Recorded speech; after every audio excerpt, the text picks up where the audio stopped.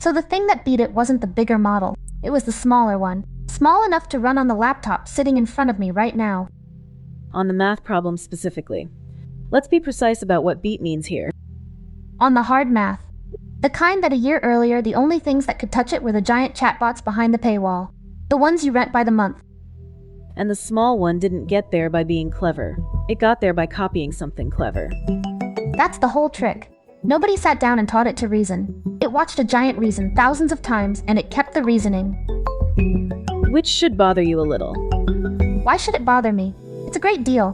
The capability falls out of the giant and into something I can own. Because a copy of a genius is not a genius, it's a copy. And the entire question tonight is how much of the original actually survives the copying, and how much is just a really good impression. How much survives? And the other half? When does the small one actually win? Because it doesn't always. It doesn't.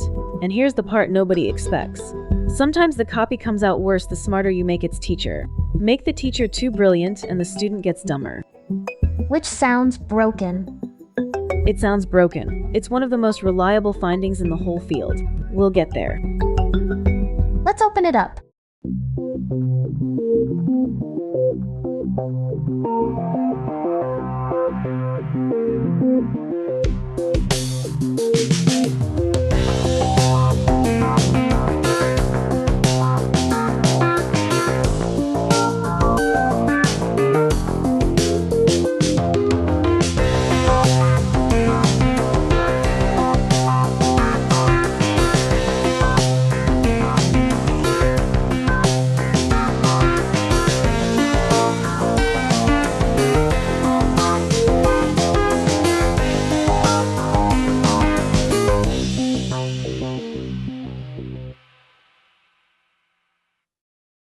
I'm Eris. On this show, I'm the one chasing the thread. How one idea connects to the next, where a trick from 10 years ago quietly shows up in the thing you used this morning. And I'm Vestra. My job is the opposite. I pull on the thread until it either holds or snaps. If a claim is mostly vibes, we find out here. This is Breach Protocol, inside the AI black box. And tonight isn't one paper, it's one idea, traced across about a decade. The idea is called distillation. In plain terms, take a big, expensive, brilliant model and pour what it knows into a small, cheap one. It's the reason there's a real chance the most useful AI you run next year isn't in a data center you rent. It's on your own hardware, your phone, your laptop, your car, small models that punch a weight class above their size, because a giant taught them how. But there's a live argument running underneath the whole story, and it's the thing we keep coming back to. A small model trained to imitate a big one. Did it actually inherit the intelligence, or did it just learn to sound like it did? Those are very different things, and telling them apart is harder than you'd think. It fools expert reviewers. That's the tension we're going to sit in. We're going to be in this one for a while, so follow or subscribe wherever you're listening, and come with us. To see why copying a mind works at all, you go back to where it starts. 2015, Geoffrey Hinton and two colleagues at Google, a short paper, almost a throwaway, with one of the loveliest ideas in machine learning hiding inside it. Hinton being one of the handful of people who built the modern field. So when he writes something that reads like an aside, it's worth slowing down. He opens with insects. A lot of insects have a larval form, a caterpillar, optimized for one job: sit there and eat, extract energy from the world. And then a completely different adult form, the butterfly, optimized for a totally different job: move, travel, reproduce. And his point is that we build AI backwards from nature. We use one model for both jobs. The enormous model that's perfect for the eating phase, gorging on the whole internet, extracting structure, is the same model we then try to cram onto your phone to answer one question fast. Those are different jobs with different requirements. So train the caterpillar, then grow a leaner butterfly out of what it learned. Right. But the how is the beautiful part. Here's the question. When you train a small model, what do you train it on? Normally the right answers. This picture is a dog. This digit is a 2. Tick, tick, tick. Hinton's insight is that the right answer throws away almost everything the big model knows. Because when a good big model looks at a photo of a dog, it doesn't just think dog. It thinks, almost certainly dog, a little bit wolf, a faint whisper of cat, and essentially never a car. And that little spray of wrong answers is the knowledge. His example I love. Show the model a BMW. It knows it's a car. But ask it what it might mistake the car for, and it'll tell you it's a touch more likely to confuse it with a garbage truck than with a carrot. Which is obvious to you and me, and it is the entire thing. Nobody told the model a BMW resembles a truck more than a vegetable. It worked that out. That ranking of wrong answers is a map of how the world hangs together, sitting in the model for free. Hinton's word for it later was dark knowledge. The knowledge isn't in the answer the model shouts. It's in the quiet structure of everything it didn't say. So the move is, don't train the small model on the right answer. Train it on the big model's whole opinion, the confident part, and all the shades of almost and barely and never. And there's a knob for this. The technical name is temperature, but think of it as a volume dial on the quiet signals. Turn it up and those near-silent, barely a cat probabilities get loud enough for the small model to hear and copy. And the proof that this is real, it's almost eerie. They trained a small network to copy a big one's opinions on handwritten digits, but they hid every single example of the digit 3. The small model never saw 1 3, not one. And it recognized 3s anyway. It recognized 3s anyway, because the shape of 3 was implied in how the teacher talked about all the other digits. Which ones it found 3-ish. The knowledge came through the shadows, not the examples. That's the founding magic trick. A small model nearly matching a big one, and inheriting things it was never directly shown. It's a genuinely deep idea. Hold on to your enthusiasm, though, because in 2015 the knowledge was which digit looks like which. We're going to ask the same trick to carry something much heavier, reasoning, and that's where it starts to strain. Fast forward to 2019. The idea leaves the lab and ships. A team at Hugging Face takes the big language model everyone was building on at the time and asks the obvious question, how much of this can we throw away and still have it work? And the same dark knowledge logic carries straight over to language. Give one of these models a sentence with a blank. This is the beginning of a beautiful ... and it doesn't pick one word. It leans heavily on day, nearly as hard on life, and keeps a long, faint tail of future, story, friendship. And that tail is the soft target. That's the texture you copy. So they trained a student that was a little under half the size of the teacher. And the result is the one that made people pay attention. It kept almost everything the big one could do. Nearly all the language ability in a model you could run noticeably faster. Give people the felt version. What does a little under half the size, noticeably faster, actually buy you? It buys you the phone. That's the headline. They put the distilled model on a regular smartphone and ran a question-answering app on it. On the device, no data center, no round trip to a server. The big teacher could never have fit. The student fits in your pocket. And that's the moment distillation stops being a clever lab result and becomes infrastructure. Because suddenly, the calculus for everyone shipping a product changes. You don't have to choose between smart and runs on the thing in someone's hand. There's an engineering detail here I want to give them credit for, because it's not just train small model on big model. They started the student as a literal skeleton of the teacher. They kept every other layer of the big network and threw the rest away, so the student began life already shaped like its teacher. A head start. It's not learning from a blank slate, it's learning from a sketch of the original. And they leaned on more than just the final opinion. They nudged the student's internal representations to point the same direction as the teacher's. Not only say what I'd say, but see it the way I see it. Those internal nudges did a lot of the work. Which matters for our argument, right? This is still a faithful kind of copying. The student and teacher are the same species, doing the same job, and you're transferring something real and verifiable. Language understanding you can measure. It's the honest case. Same task, same shape, careful transfer. When distillation is on this footing, it just works, and it's been quietly working in production ever since. Hold that thought, because the next leap changes what we're asking the student to copy, and that's where it gets interesting. Here's the leap. Up to now, the student copies the teacher's answer. Maybe the teacher's confidence, the spray of maybes. But a team out of Google and the University of Washington 2023 asked, why are we only copying the answer? The teacher can show its work. Copy the work. Spell out what show its work means, because it's a specific behavior these big models picked up. If you ask a big model a word problem, Jessie's room is 11 feet by 15. She's already got 16 square feet of carpet. How much more does she need?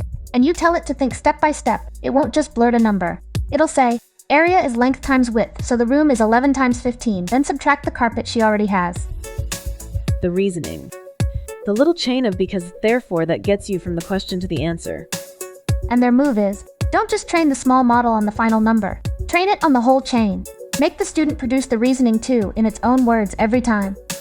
And this is clever because the reasoning carries the part that's usually hardest to learn. Area equals length times width is the actual transferable knowledge. From bare answers, a small model would need a mountain of examples to even infer that rule. Handed the reasoning, it gets the rule for free, stated out loud. So what does that buy? This is the result that turns heads. A small model, and I mean genuinely small, hundreds of times smaller than the giant it's learning from. Several hundred times smaller, not a typo. Beat the giant, on the task, while training on only a slice of the data the old way would have needed. And I want to be careful and generous at the same time. Careful first. This is a task-specific result. They're not making a tiny general genius. They're making a small model that's very good at one well-defined kind of problem by absorbing the teacher's reasoning for that kind of problem. Generous second? Generous second. Within that lane, it really does beat the bigger model, and that's not a fluke. When you hand over the reasoning instead of just the verdict, the student isn't guessing at the pattern anymore. It's being shown the path. A smaller thing can walk a path it's been shown that it could never have found alone. And that line, shown the path it could never have found alone, that's the bridge to the part everyone actually heard about. Because in 2025, somebody did this with the hardest thing we know how to make a model do. Think for a long time before answering. The reasoning models. Yeah, this is where the small model comeback stops being an academic curiosity and shows up in the news. Early 2025, DeepSeek puts out a big reasoning model. One of those systems that thinks out loud for a while before it answers, the way a person works a hard problem on scratch paper. And then they do the distillation move with it. Walk the mechanics because they're almost mundane, which is the point. They take the big reasoning model and have it solve hundreds of thousands of problems, showing all its work each time.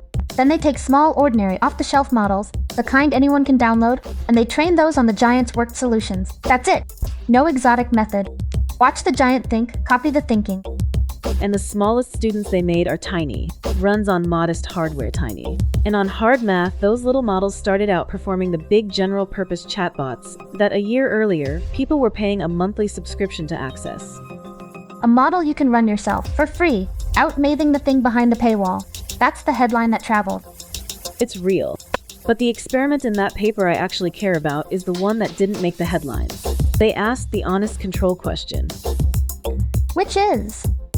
Instead of distilling, what if we took that same small model and taught it to reason from scratch? The hard way. And the hard way here is reinforcement learning. Plain version.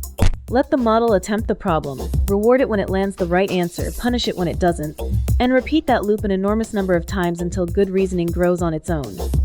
That's how the big model itself learned to reason in the first place. Right, so it's a fair fight. Same small model, two ways to make it smart. Grind it through reinforcement learning or just distill the big one's reasoning into it. And distillation won, clearly, for a fraction of the compute. Which is a strange result when you sit with it. Doing it yourself, millions of attempts, all that effort loses to copying someone who already figured it out. And the paper's explanation is the most important sentence in this whole episode. The small model, left to discover reasoning on its own, mostly can't. It doesn't have the raw capacity to stumble onto those patterns by brute force. But once a big model has found the patterns, a small model can be shown them. The discovery is the expensive part. The copying is cheap. Someone has to go first, and going first takes a giant. Someone has to go first. Write that down, because it's about to cut the other way. Because if the only thing distillation can do is hand down what a giant already found, then there's a hard ceiling on it. You can give the student the teacher's map. You cannot give the student a map the teacher never drew. And that's the doubt you've been holding since the cold open. That's the doubt. And there's a paper whose entire job was to go find where the copy breaks. Let's let it make its case. 2023, Berkeley. At the time there was a gold rush. People taking open models they could download and fine-tuning them on the outputs of the best closed chatbot, then announcing they'd basically reached parity for pennies. The giant's been cloned. The moat is gone. And these researchers didn't trust it. They didn't trust it, so they actually checked. They built a pile of these imitation models. Different sizes, different amounts of copied data, and they ran two kinds of evaluation. First, human raters. Show people the copy's answer and the real chatbot's answer. Ask which is better. And the copies did well. The copies did great. Raters called them about even with the real thing, champagne. And then they ran the second evaluation. Targeted tests of actual capability. Does it know true facts? Can it write correct code? Can it solve the problem? And let me guess, the floor falls out. The floor falls out. On real capability, the copies had barely moved from where they started. Sometimes they got worse. All that imitation data, and on the things that actually require knowing something, close to nothing. So how do you square that? Humans loved them. The test said they were hollow. Because, and this is the line from the paper that I can't stop thinking about, the imitation models learned the style, not the content. They nailed the teacher's voice. Confident, well-structured, authoritative. Opens with a summary, gives you a tidy list, wraps up clean. They sound exactly like the expensive model. They learned the costume. They learned the costume, and underneath it, the facts are often just wrong. Their phrase is that the copies embody the worst combination. They sound confident and they're less accurate. And a human rater skimming, without deep expertise, gets charmed by the confident structure and waves it through. That's genuinely unsettling, because it means the easiest thing to copy is the exact thing that fools us into thinking we copied everything. That's the trap. Style is cheap to transfer, and it's the thing humans use to judge competence. So imitation looks like it's working precisely where it's working least. Now, I have to push, because this sounds like it contradicts the DeepSeek result. There, distillation clearly did transfer real capability. Hard math, not just vibes. So which is it? It's the most important distinction in the field, and they actually fit together perfectly. The Berkeley work found one more thing. When they copied the giant on a narrow specific task, where the training data really covered the ground, the copy genuinely got better at that task. It's broad copying that fails. Trying to absorb a giant's entire general capability from a thin layer of imitation. That's the false promise. So the rule is something like, you can distill a capability the teacher has and the student's foundation can actually support. You can't distill your way to a whole mind you don't have the foundation for. That's it. DeepSeek transferred a specific, well-covered skill into models whose foundations could hold it. The Gold Rush clones tried to inhale general intelligence through a straw. One is transfer, the other is a costume. And the reason this matters to you, listening, the next small model that claims it matches the big expensive one? Ask what it was tested on. Style survives the demo. Substance shows up only when you probe. So that leaves the question we opened with, and I want a real answer, not a shrug. When does the small model actually win? When is distillation the right call, and when is it a trap? And in 2025, a team at Apple did the unglamorous, enormously valuable thing. They ran distillation at huge scale, over and over, and fit it into a law. Like a physics of teaching. Plug in the sizes and the budget, predict how good the student comes out. And the law has a surprise in it, the one you teased in the cold open. It does. You'd assume the rule is simple. Better teacher, better student. Smartest teacher you can get. The law says no. There's a point where making the teacher stronger makes the student worse. They call it the capacity gap. Okay, that's the thing that sounds broken. Unpack it. Picture the best quantum physicist alive trying to teach a 6-year-old to count. They're so far past the kid that their explanations root through ideas the kid has no foothold for. You'd be better off with a patient teenager. The teenager is closer, close enough that what they know is actually reachable. So the teacher being too far ahead isn't a neutral, it's a cost. It's an active cost. The math in the paper is clean about why. A teacher far beyond the student spends its effort on structure that lives in a space the student literally cannot represent.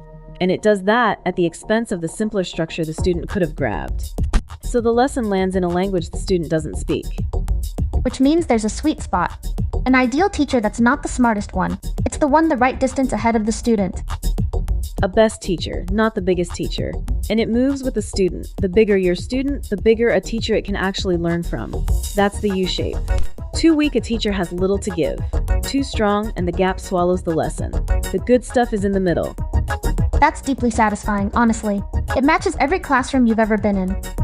And the law answers your economic question too, bluntly. Distillation is worth it when the teacher already exists, or when you're going to stamp out many students from it. Then the cost of the giant is already paid or gets spread thin, and the small models are a bargain. And when is it not worth it? When you'd have to build the giant from scratch just to make one small model. If it's one student and there's no teacher yet, skip the whole dance. Train the small model directly. The teacher was never free. Distillation only wins when something else already paid for it. So the small model comeback is real, it's just conditional. It's real, it's conditional, and it's bounded. The student can inherit, it can't leap. The best teacher is the near one, not the far one. And the giant has to exist before any of this is cheap. Those 3 facts are the whole shape of it. So let me try to land the whole arc in one line. It started with a strange observation, that a model's wrong answers carry its knowledge. The almost and the barely and the never. Dark knowledge. And once you can copy that, you can shrink it. Cut a big language model down to something that rides on a phone, keeping nearly all of what it could do. Then the leap, stop copying the answer, copy the work. hand the student the reasoning, and a model hundreds of times smaller walks a path it could never have found alone, which last year gave us tiny models outthinking the giants people were renting. And then the cold water. A copy learns the easy thing, the voice, the confidence, fastest, and that's exactly the thing that fools us into thinking we got the hard thing too. You transfer a real skill the foundation can hold. You don't inhale a whole mind through a straw. And even at its best, there's a sweet spot. The teacher that's the right distance ahead, not the smartest one in the room. Here's why I think this matters to you though, and it's not academic. A handful of labs on Earth can afford to build the frontier giants. If those giants were the only way to get the capability, then intelligence stays locked in data centers you rent by the month, on terms you don't set. Distillation is the pipe. It's the mechanism that takes what the giants discover and pushes it down into something you can run yourself, own outright, keep private, put on a device with no signal. The frontier is built by the few. Distillation is how it reaches the many. But, and this is your whole point, so you say it. But somebody still has to go first, and going first still takes a giant. The copy never leaps past the original. So the small model comeback isn't the end of the big models. It's their shadow. The brighter the giant, the further its light reaches. We don't get the pocket-sized genius without the expensive one it learned from. A new mind or a brilliant student of an old one. We should be honest about which we're holding. Always. That's the show. If this changed how you think about the small model on your phone, tell us. Subscribe or follow, leave a like, share it with the one person you know who keeps insisting bigger is always better. And the comment we actually want. Would you rather run a smaller model you fully own or rent a giant you don't? No wrong answer. We just want to hear where you land and why. We read them. The papers behind tonight, Hinton's original, Distilbert, Distilling Step by Step, DeepSeek R1, and the Imitation and Scaling Law work, are all linked below if you want to go to the source. We'll be back!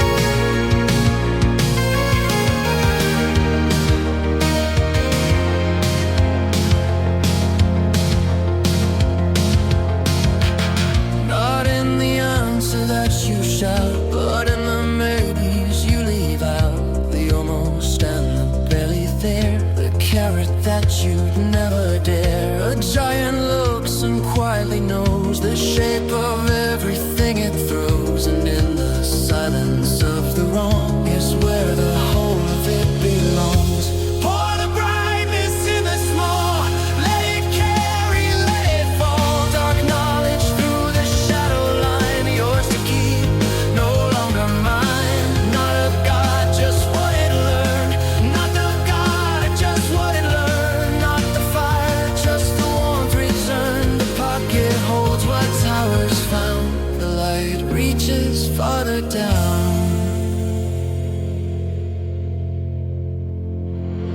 I watched it think 1,000 times. I kept the reasons, not the rhymes. The path I never could have walked, laid bare in everything it talked. But I learned the code before the cause, the confident unearned applause. So ask me what I really know before you let the costume go. Pour the brightness in the small, let it carry, let it fall. Dark knowledge through the shadow line, yours to keep, no longer mine. Not a God, just what it learned. Not the fire, just the warmth returned. The pocket holds what towers found. The light reaches farther down.